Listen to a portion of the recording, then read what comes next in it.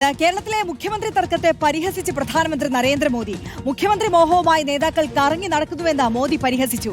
ഭൂരിപക്ഷമുണ്ടായിട്ടും എന്തുകൊണ്ട് സർക്കാർ രൂപീകരിക്കുന്നില്ലെന്നും മോദി ചോദിച്ചു.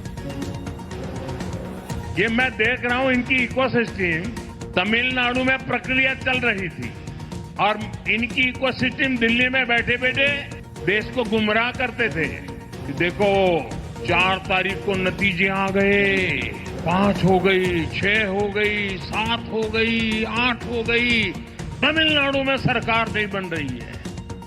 अरे भाई केरल में तो पूर्ण बहुमत है, वहां तो बना लो। ये इकोसिस्टम केरल के लिए चुप है, नेता नहीं तर्क पर रहे।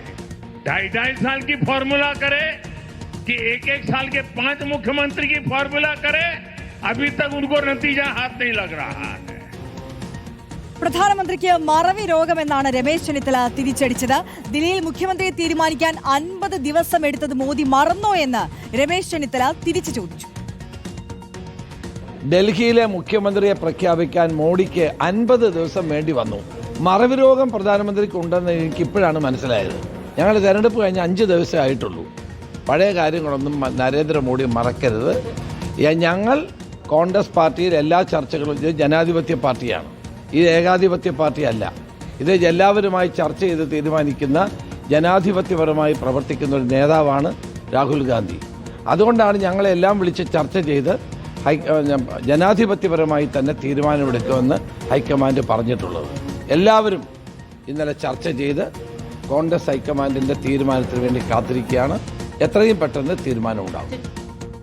നോബിൾ ബാരിക്കാരൻ കൂടുതൽ വിവരങ്ങൾ നൽകും. നോബിൾ, പ്രധാനമന്ത്രി വരെ പരിഹസിച്ചിരിക്കുകയാണ്, വിശദാംശങ്ങൾ.